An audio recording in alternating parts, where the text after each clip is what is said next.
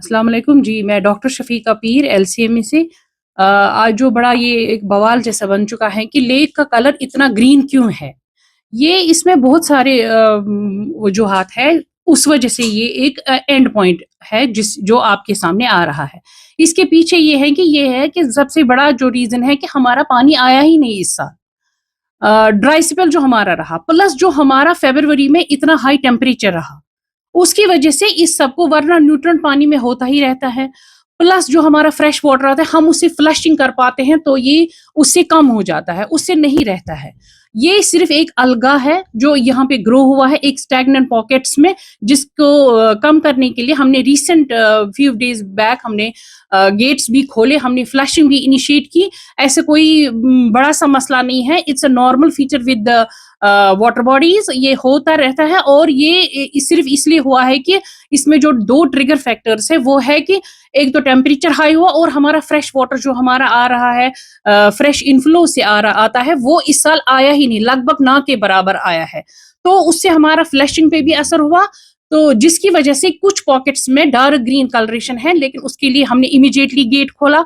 उसके लिए हमने जो भी स्टेप्स थे करने थे in terms of environment, in terms of ecology, to save the lake ecosystem. लेकिन ये एक नेचुरल सिस्टम है, इसमें टाइम लगेगा। विद इन डेज हम ये कूप अप कर पाएंगे। और हमारे साथ आप भी दुआ कीजिएगा कि हमारी प्रेसिपिटेशन आ जाए और हमारा टेम्परेचर जो है, जो ग्लोबल वार्मिंग का डायरेक्ट इम्पैक्ट हम आज देख रहे हैं, वो कम हो।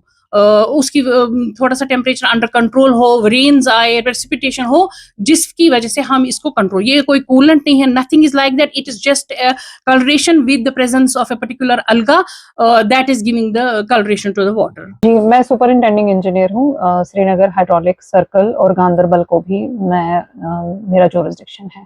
तो डल का जो अभी ये रिपोर्ट आया था कि डल का वाटर जो है सप्लाई हो रहा है टू श्रीनगर सिटी, इसमें मैं ये क्लैरिफाई करना चाहूंगी कि जो डल का जो पंप स्टेशन, डलबंड पंप स्टेशन जिसको बोलते हैं, it is a contingency plant. Contingency plant का मतलब होता है कि हमारा जब इमरजेंसी होती है, इमरजेंसी के टाइम पे जब पानी की अवेलेबिलिटी बहुत ही कम हो जाती है, तब हम इसको इस्तेमाल करते हैं as a contingency source of water. तो अभी प्रेजेंटली मैं आपको बता दूं कि जो हमारा निशाद का वाटर ट्रीटमेंट प्लांट है, इसकी टोटल कैपेसिटी जो है 19 mgd, which is around 40 to 42 cusecs. तो इसमें हमारा जो मल्टीपल सोर्सेस हैं वाटर सप्लाई के to water treatment plant Nishat, जिसमें हमारा दाचीगाम नाला जो है एक मेजर सोर्स है इसका, जहाँ से पानी हमें रॉ वाटर हम लेते हैं। And the quality of Dachigam नाला जो पानी है raw water is known to everybody. उसके अलावा जो हमारा सिंध एक्सटेंशन कनाल है, जो कि सिंध से हम पानी ले रहे हैं, फ्रैंक से जो आता है, उसका भी एक्सटेंडेड जो है लास्ट में टेल एंड पे ये पानी जो है निशात वाटर ट्रीटमेंट तक प्लांट तक हम पहुंचाते हैं।